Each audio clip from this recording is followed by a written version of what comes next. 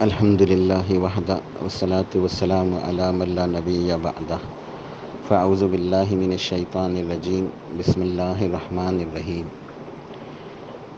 امام بزار رحمہ اللہ ایک محدث ہیں۔ ان کی حدیث کی کتاب ہے مسند بزار۔ تو امام بزار اپنی کتاب مسند بزار میں روایت بیان کرتے ہیں۔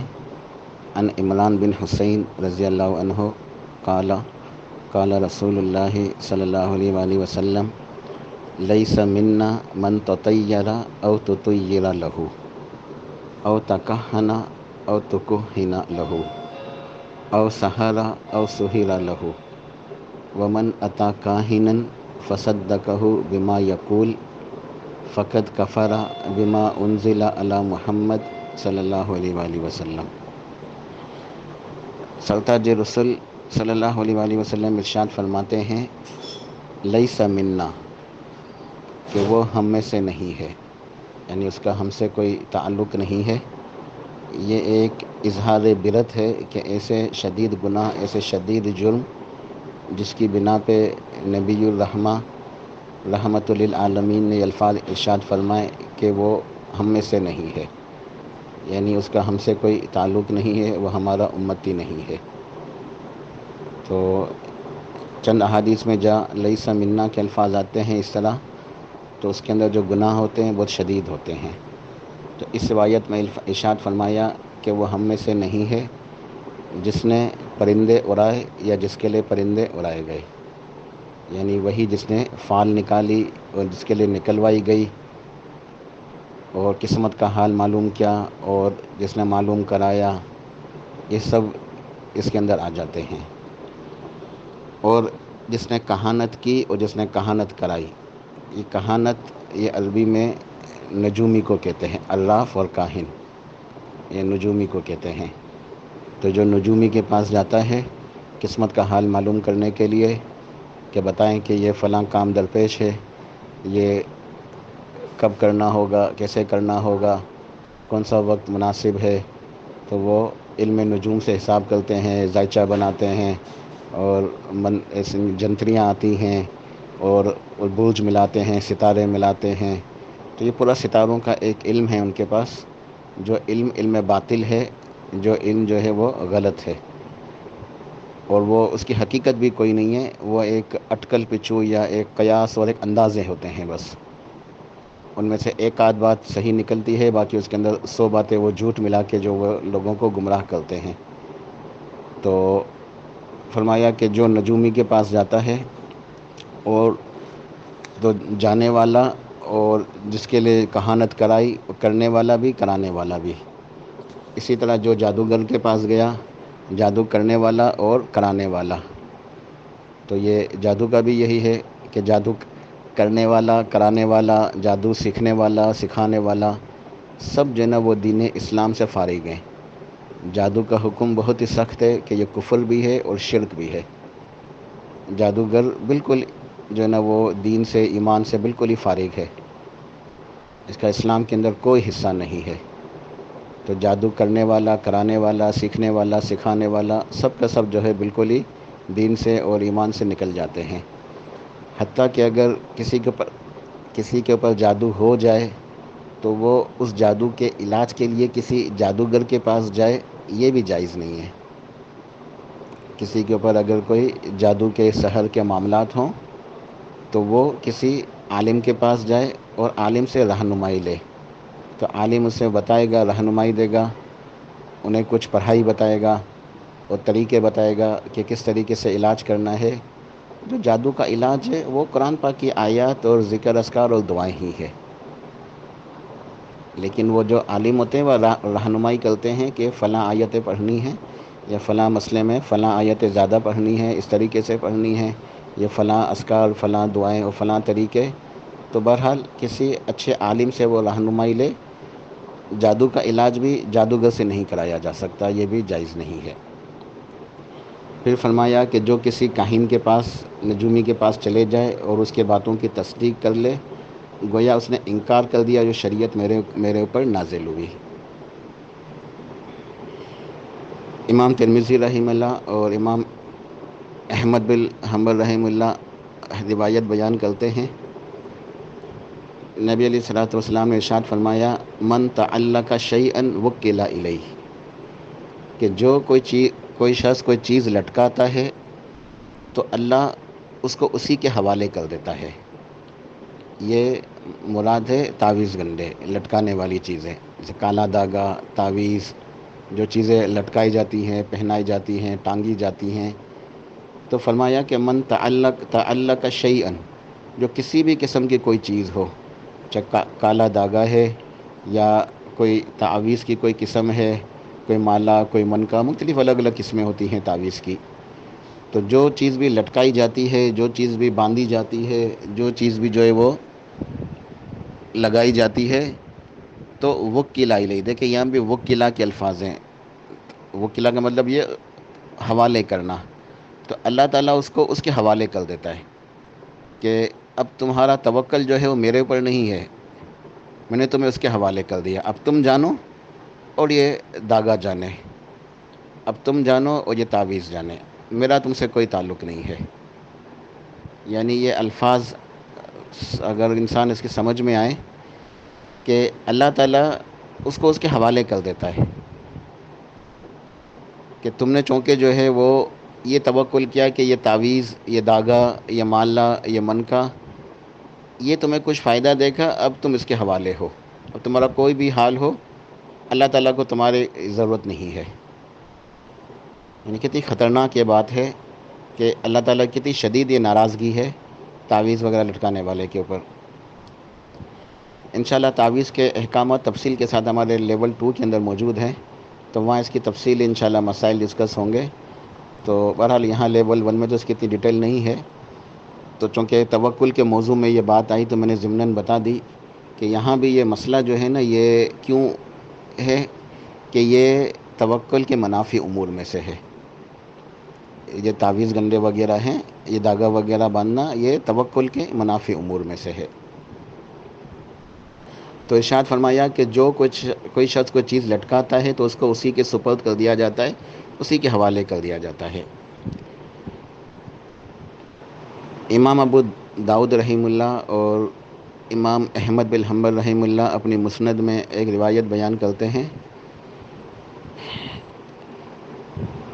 عبداللہ بن مسعود رضی اللہ عنہ کی روایت ہے، وہ ارشاد فرماتے ہیں کہ ان الرقا والتمائم والطولۃ شرک، کہ یقیناً یہ رقا سے مراد وہ دمجار جو میں نے بتایا نا کہ پہلے، کہ دمجار دو طریقے سے ہوتا ہے، ایک شرعی اور ایک غیر شرعی، تو یہاں وہی مراد ہے غیر شرعی۔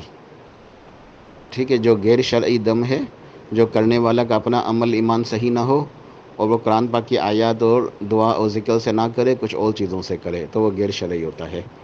تو یہ غیر شرعی دم اور تمائم، یہ تمائم یہ جمع ہے، اس کا واحد جو ہے وہ تمیمہ ہے۔ تمیمہ کہتے ہیں عربی میں تعویذ کو، تمیمہ تعویذ، تمائم تعویذ کی جمع یعنی تعویذات۔ تو تمائم کے اندر ہر قسم کے جو ہے نا وہ تعویذات آ جاتے ہیں، تو یہ جمع کا صیغہ ہے، اور اس کے اندر جو ہے نا یہ التمائم الف لام کے ساتھ ہے، یعنی ہر قسم کے تعویذات۔ یہ یہاں ان معنوں میں آیا ہے کہ ہر قسم کے، یعنی تعویذ کی جتنی بھی اقسام ہیں وہ سب یہاں شامل ہیں۔ التمائم سے مراد ہے ہر قسم کے تعویذ۔ اور طولتا، طولتا کیا ہے؟ یہ طولتا ایک عمل تھا عربوں کے اندر، جو عرب حضرات جو ہے وہ کیا کرتے تھے کہ میاں بیوی میں آپس میں پیار محبت پیدا کرنے کے لیے وہ ایک جو نا یہ علاج، ایک طریقہ کار اختیار کیا کرتے تھے، تو اسے طولتا کہتے تھے۔ تو وہ تو پھر بھی میاں بیوی کے درمیان کرتے تھے نا۔ آج ہمارے یہاں تو اتنی زیادہ گمراہی ہے کہ سڑکوں کے اوپر جو ہے نا وہ بڑے بڑے اشتہارات ملتے ہیں کہ محبوب آپ کے قدموں میں۔ اب کبھی انسان سوچے کہ اس کا مطلب کیا ہے کہ محبوب آپ کے قدموں میں، کہ ایک تو شادی بیاہ کے لیے بھی یہ عمل کیا جاتا ہے، تو وہ بھی ظاہر ہے جب یہ عمل ہی شرکیہ ہے، ناجائز ہے۔ پھر شادی بیاہ کے علاوہ جو ہے وہ لڑکے لڑکیاں کالج کے دین سے دور، ہمارے یہاں تو تعلیمی ادارے عجیب جو ہے نا وہ ایک لادینی اور ایک عجیب جو ہے نا وہ ایک جو ہے نا وہ ایک ادارے بس عجیب جو ہے نا وہ تربیت کا نظام ہے کہ بچوں کا جو ہے نا وہ دین اور اخلاق کے حساب سے جو ہے نا بہت زیادہ برا حال ہے. تو مخلوط تعلیمی ادارے اور بہت سارے جو ہے نا یہ مسائل ہیں. تو یہ پھر جو ہے نا یہ جو اس طرح کے لوگ ہیں یہ جو ہے نا اس طریقے سے پھر اشتہارات لگاتے ہیں محبوب آپ کے قدموں میں. تو ان کو فون کریں بس لڑکی کا نام بتائیں اس کی ماں کا نام بتائیں تو باقی جو ہے نا پھر ہم جادو کے ذریعے کریں گے. تو یہ سب کی سب جو ہے نا یہ گمراہی کی باتیں ہیں. تو ارشاد فرمایا کہ ان الرقا و تمائم و طولۃ شرک، کہ یقیناً غیر شرعی دم اور ہر قسم کے تعویذات اور یہ میاں بیوی میں آپس میں پیار محبت پیدا کرنے والے اعمال یہ سب کا سب شرک ہیں. اور اس حدیث کی جو ہے نا میں اس میں ایک واقعہ سنا دوں. مکمل تفصیل یہ ہے کہ سیدنا عبداللہ بن مسعود رضی اللہ تعالیٰ عنہ ایک دفعہ اپنے گھر سے باہر تھے. جب گھر میں تشریف لائے تو ان کی اہلیہ تھی حضرت زینب رضی اللہ تعالیٰ عنہا. تو انہوں نے حضرت زینب رضی اللہ عنہ کے جو ہے نا گردن میں ایک تعویذ دیکھا. تو سیدنا عبداللہ مسعود رضی اللہ عنہ کو جو ہے نا بہت زیادہ جو ہے نا شدید غصہ آ گیا. تو وہ بہت ناراض ہونے لگے. کہنے لگے کہ ہم تو اللہ کے نبی کے صحابہ میں سے ہیں اور تم نے جو ہے نا یہ تعویذ کیسے پہنا ہوا ہے. تو وہ کہنے لگی کہ ذرا پہلے میری بات سنیے. اصل میں یہ ہمارے برابر میں جو عورت رہتی ہے نا ایک یہودی عورت رہتی تھی ان کے محلے میں، یہ ان کے گھر میں آتی جاتی تھی. تو کہنے لگے میری آنکھ میں جو ہے نا وہ صبح سے ہی درد ہے. تو یہ عورت نے مجھے کہا کہ تم صرف جو نا وہ چیک کرنے کے لیے تم ایک تعویذ دیتی ہوں، تم گلے میں ڈالو تمہاری آنکھ کا درد صحیح ہو جائے گا، اور اگر صحیح نہ تو تم اتار کے دیکھ لینا کوئی بات نہیں. تو اسے صرف چیک کرنے کے لیے میں آنکھ گلے میں ڈالا تو واقعی میرا درد صحیح ہو گیا، اور جب میں اتارتی ہوں پھر شروع ہو جاتا ہے. تو سیدنا عبداللہ مسعود رضی اللہ عنہ انہوں نے غصے سے جو ہے نا وہ کاٹ کے پھینک دیا اور کہنے لگے کہ یہ شیطان ہے جو تمہارے ساتھ جو ہے نا کھلواڑ کر رہا ہے. کیا فرماتے ہیں کہ یہ شیطان ہے جو تمہارے ساتھ کھلواڑ کر رہا ہے، یہ تمہاری آنکھوں میں تکلیف پہنچاتا ہے اور جب تم یہ تعویذ ڈالتی ہو تو اس تکلیف کو دور کر دیتا ہے، اور جب وہ تم تعویذ پہنتی ہو تو پھر تکلیف کو ہٹا دیتا ہے. تو تم جو ہے نا وہ ایسا کام کیوں کرتی ہو کہ جو ہے نا یہ شرک ہے. پھر اس موقع پہ انہوں نے اپنی بیوی کو جو ہے نا یہ حدیث سنائی کہ میں نے اللہ کے نبی علیہ الصلوۃ والسلام کو فرماتے ہوئے سنا ان الرقا و تمائم و طولۃ شرک، کہ جس کے اندر یہ تمائم یعنی ہر قسم کے تعویذ. تو پھر انہوں نے بیوی سے کہا کہ اس کا جو مسنون طریقہ ہے جو شرعی طریقہ ہے وہ یہ ہے کہ تم جو ہے نا بجائے یہ تعویذ پہننے کے تم اللہ تعالیٰ سے یہ الفاظ میں دعا مانگتی تو اللہ تعالیٰ شیطان کو بھگا دیتا اور تمہیں شفا مل جاتی. پھر انہوں نے اپنی بیوی کو یہ دعا سکھائی اللہم رب الناس اذھب البأس واشفی انت شافی لا شفاء الا شفاءک شفاء لا یغادر سقما. اے اللہ، اے لوگوں کے رب، تو تکلیف کو دور کر دے اور تو شفا عطا فرما دے کہ تیرے سوا کوئی شفا دے نہیں سکتا، اور ایسی شفا عطا فرما دے کہ اس کے بعد بیماری باقی نہ بچے. تو یہ بہت ہی پیاری دعا ہے. اور اللہ کے نبی علیہ الصلوۃ والسلام جب کسی بیمار کے پاس تشریف لے جایا کرتے تھے اس کی عیادت کے لیے تو آپ جو ہے وہ اس الفاظ سے جو ہے نا مریض کو دم کیا کرتے تھے. خود آپ کے گھر والے بھی جو ہے نا آپ کو جو ہے نا ان الفاظ کے ساتھ دم کیا کرتے تھے. اسی طریقے سے آپ نے صحابہ کو بھی یہ دم سکھایا. اور سیدنا عبداللہ بن مسعود رضی اللہ عنہ نے اپنی بیوی کو حضرت زینب رضی اللہ عنہ کو بھی یہی دم سکھایا کہ تم یہ دم کرتی اللہم رب الناس اذھب البأس واشفی انت شافی لا شفاء الا شفاءک شفاء لا یغادر سقما. لہٰذا ہمیں چاہیے کہ ہم جب کسی مریض کے پاس جائیں تو یہ دعا پڑھیں. خود مریض بھی یہ دعا پڑھے، خود اپنے آپ پہ بھی دم کرے. اس لیے میں ہمیشہ یہ بات کہتا ہوں کہ جب بھی انسان دوائی استعمال کرے تو ہمیشہ دوائی پیتے ہوئے بسم اللہ اللہم رب الناس اذھب البأس واشفی انت شافی لا شفاء الا شفاءک شفاء لا یغادر سقما پھر دوائی پی لے.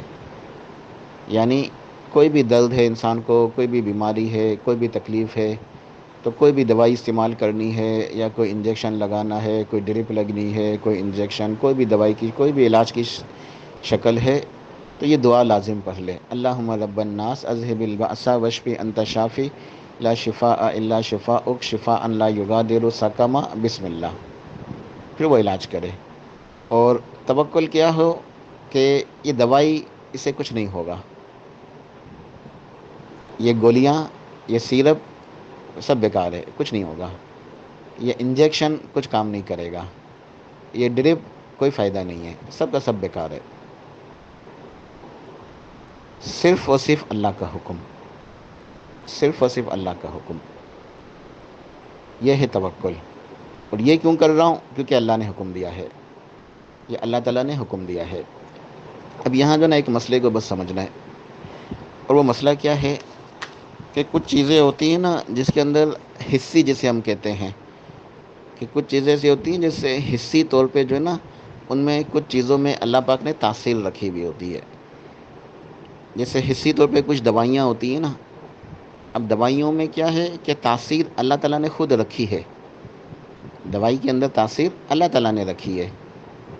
تو شفا جو ہے وہ دوائی نہیں دیتی، شفا تو اللہ تعالیٰ دیتا ہے، شفا اللہ تعالیٰ دیتا ہے، لیکن وہ دوائی جو ہے نا اس سے جو نا وہ مریض صحیح ہو رہے ہوتے ہیں۔ اب ہوتا کیا ہے کہ ایک انسان اب یہ ساری باتیں سنتا ہے نا تو یہ باتیں آتی ہیں، تو تعویذ بھی تو یہی کام کرتا ہے، شفا تو اللہ دیتا ہے، تو یہ تعویذ سے تو بس یہ ہے کہ شفا مل جاتی ہے۔ تو اصل بات یہ ہے کہ اللہ تعالیٰ نے تعویذ کے اندر کوئی تاثیر رکھی ہی نہیں ہے، تعویذ کے اندر اللہ پاک نے کسی بھی قسم کا کوئی اثر، کسی بھی قسم کی کوئی تاثیر، کوئی فائدہ، کوئی نقصان رکھا ہی نہیں ہے، کسی بھی قسم کی کوئی طاقت رکھی ہی نہیں ہے۔ یوں سمجھے مثال کے طور پر جیسے ایک کیمیکل ہے پیراسیٹامول،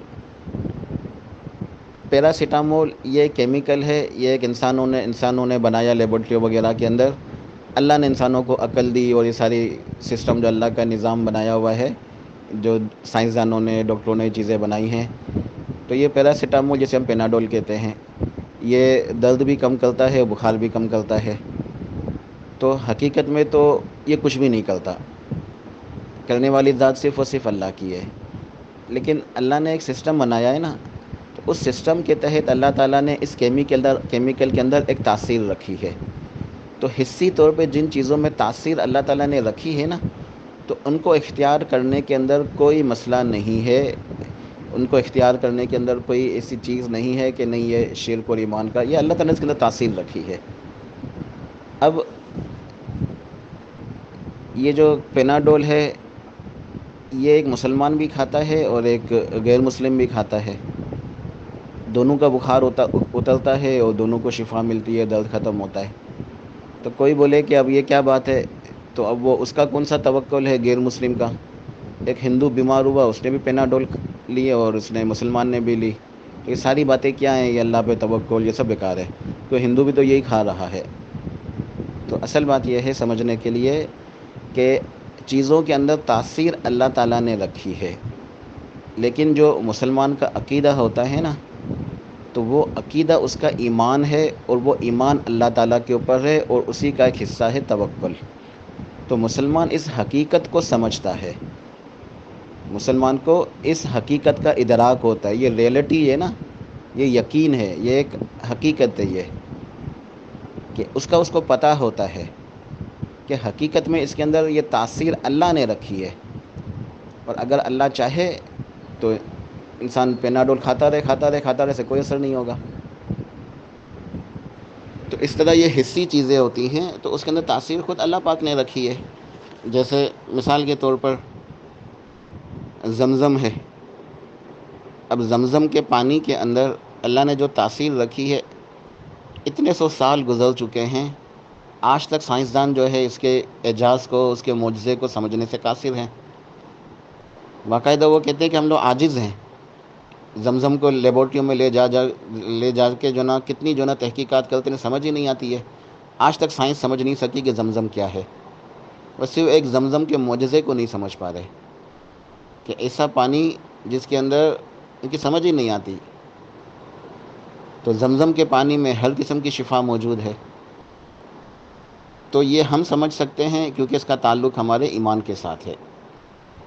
اسی طریقے سے اللہ تعالیٰ نے کلونجی کے اندر شفا رکھی ہے، زیتون کے اندر شفا رکھی ہے. تو اب یہ چیزیں ظاہر ہے ایک ایسا شخص ہے جس کو اللہ کے اوپر توکل نہیں ہے وہ بھی استعمال کرے گا، کوئی کافر بھی استعمال کرے گا، ایک مومن بھی استعمال کرے گا. تو فائدہ تو سب کو ہونا ہے، لیکن اب یہ ایمان کا درجہ ہے کہ ان کو یہ حقیقت سمجھ میں آئی ہے کہ نہیں آئی. اور جو مومن ہوتا ہے نا، وہ مومن جب یہ استعمال کرے گا نا تو اس کو یہ پتہ ہوگا کہ یہ تو میرے رب نے جو ہے نا مجھے حکم دیا ہے، میں رب کے حکم سے یہ اسباب کو اختیار کر رہا ہوں، ورنہ میرا رب جو ہے وہ ان اسباب کا محتاج بھی نہیں ہے اور وہ اس کو ضرورت بھی نہیں ہے. تو میرے رب کا سسٹم ہے جو وہ ایک اسباب کے تحت اس نے دنیا چلائی ہے. تو اس لیے جو ہے نا وہ اللہ کے اوپر توکل کرتے ہوئے کیا کہتا ہے، بسم اللہ اللہم رب الناس اذھب البأس واشفی انت شافی لا شفاء الا شفاؤک شفاء لا یغادر سقما. تو یہ دعا پڑھ کے جو ہے نا ان چیزوں کو استعمال کرتا ہے، یقین اللہ تعالیٰ کے اوپر ہوتا ہے، توکل اللہ تعالیٰ کے اوپر ہوتا ہے، تو اس کو شفا بھی ملتی ہے اور اس کو اجر و ثواب بھی ملتا ہے، اس کا ایمان مضبوط ہو جاتا ہے. تو امید ہے کہ توکل کے حساب سے یہ باتیں انشاءاللہ سمجھ میں آئی ہوں گی. باتیں الحمدللہ مکمل ہو گئی ہیں. صرف ایک جو ہے وہ روایت ہے وہ انشاءاللہ میں سنانا چاہوں گا تاکہ یہ مسئلہ اور اچھے طریقے سے مکمل ہو جائے. بات تو ہماری پوری ہو گئی ہے. یہ جو روایت ہے یہ ہماری کسی حدیث کی کتاب کے اندر نہیں ہے، یہ ہماری حدیث کی کتاب کے اندر موجود نہیں ہے. یہ بنی اسرائیلی روایت ہے. ٹھیک ہے، بنی اسرائیلی روایت کا مطلب یہ ہوتا ہے کہ ہمارے نبی صلی اللہ علیہ وسلم نے اس حدیث کو بیان نہیں کیا، ہمارے کسی محدثین نے اس واقعے کو بیان نہیں کیا، ہماری کتابوں کے اندر یہ موجود نہیں ہے، بلکہ یہ بنی اسرائیلی جو لوگ ہیں ان کے یہاں یہ مشہور ہے. اب ہم اس کے باقاعدہ کچھ جو نا اصول و ضوابط ہیں کہ بنی اسرائیلی روایت کس طرح جو ہے نا وہ سنائی جا سکتی ہے، اس کے کیا، اب چونکہ وقت زیادہ اس کے لمبا ہو جائے اس کی تفصیل میں جانے کا بہرحال، لیکن کچھ ایسی بنی اسرائیلی روایات ہیں جو سنائی جا سکتی ہیں. ٹھیک ہے، اس کی تفصیل پھر کبھی انشاءاللہ کسی موقع کے اوپر. تو یہ روایت جو میں سنا رہا ہوں یہ بھی انہی میں سے ہے کہ کچھ بنی اسرائیلی روایات سنائی جا سکتی ہیں. تو یہ ایک بنی اسرائیلی روایت میں سنا رہا ہوں اور اس کی جو ہے نا وہ حقیقت کا علم اللہ کے پاس ہے. تو یہ بنی اسرائیلی قصہ ہے ایک، اور یہ قصہ یوں ہے کہ اللہ کے نبی تھے کلیم اللہ حضرت موسیٰ علیہ السلام. ایک دفعہ ان کے پیٹ میں درد ہوا تو کلیم اللہ حضرت موسیٰ علیہ السلام نے جو ہے نا وہ اللہ تعالیٰ سے دعا کی، مانگا، کلیم اللہ تھے، تاکہ یا اللہ پیٹ میں درد ہو رہا ہے. اللہ تعالیٰ نے فرمایا موسیٰ جنگل میں جا کے ریحان نام کی کچھ جڑی بوٹیوں کا بتایا کہ یہ پتیاں ہیں، ان کو ڈھونڈو، ان کو پیس کے جو ہے نا اس کا پانی میں ابالو، یعنی جوشاندہ بنا اور پی لو. تو حضرت موسیٰ علیہ السلام گئے کہ اللہ نے جو ہے نا حکم دیا ہے، علاج بتا دیا. تو وہ ریحان نام کی پتیاں ڈھونڈی، ان کو جمع کیا اور ان کا جوشاندہ بنایا اور پی لیا. الحمدللہ ان کو شفا حاصل ہو گئی. تو کافی عرصہ ہو گیا، حضرت موسیٰ علیہ السلام نے نا اس بات کو، یعنی ان کے ذہن سے نکل گئی بات. پھر کافی عرصے کے بعد نا ایک دفعہ پھر حضرت موسیٰ علیہ السلام کے نا پیٹ میں درد اٹھا. تو پیٹ میں درد اٹھا تو ان کو اچانک پرانی بات یاد آ گئی کہ ہاں کافی عرصہ پہلے بھی میرے پیٹ میں درد ہوا تھا تو اللہ تعالیٰ نے یہ علاج بتا دیا تھا. تو انہوں نے کہا ہاں ٹھیک ہے، علاج تو اللہ تعالیٰ نے بتا دیا ہے، صحیح ہے. فوراً جنگل میں گئے اور پھر وہی پتیاں ڈھونڈی، پھر ان کو ابالا اور پھر جوشاندہ پیا اور پی لیا. اب اس دفعہ جب انہوں نے جوشاندہ پیا نا تو پیٹ کے درد میں جو ہے نا کمی ہونے کے بجائے مزید اضافہ ہو گیا، ڈبل ہو گیا. اب گھبرائے پریشان ہو گئے کہ یہ کیا ہو گیا، علاج تو وہی ہے جو اللہ تعالیٰ نے ہی بتایا تھا، لیکن پچھلی مرتبہ میں نے یہی دوائی استعمال کی جو اللہ نے ہی بتائی تھی تو صحیح ہو گیا تھا، اور آج استعمال کی تو بجائے صحیح ہونے کے بلکہ ڈبل ہو گیا، درد میں اضافہ ہو گیا. تو فوراً اللہ تعالیٰ کے آگے گر گئے اور عجز و نیاز کرنے لگے، مانگنے لگے کہ یا اللہ پیٹ میں درد ہوا اور تو نے ہی مجھے بتایا تھا، تو یہ جو نا زیادہ ہو گیا۔ تو اللہ تعالیٰ نے فرمایا اے موسیٰ، پچھلی مرتبہ تو تم جو ہے نا میرے آگے آئے تھے، روئے تھے، گر گرائے تھے، مجھ سے عجز و نیاز کیا تھا، کہ میں نے تمہیں علاج بتایا تھا تو تم نے جو ہے نا وہ علاج کیا تو میں نے شفا دے دی تھی۔ تو تم کیا سمجھتے ہو کہ شفا جو ہے ان پتیوں کے اندر ہے؟ وہ تو میرا امر ہوتا ہے، تاثیر تو میرے پاس ہے، میرا حکم ہوتا ہے۔ تو پچھلی مرتبہ تو تم نے مجھ سے مانگا تھا، اور آج اس دفعہ تم جو ہے نا بس مجھ سے مانگنا بھول گئے۔ تم نے یہ سوچا کہ بس اللہ تعالیٰ نے تو بتا دیا ہے، تو فوراً جو ہے نا وہ خود سے ہی جو ہے تم نے یہ علاج کر لیا، تو میں نے جو تاثیر تھی وہ نکال لی۔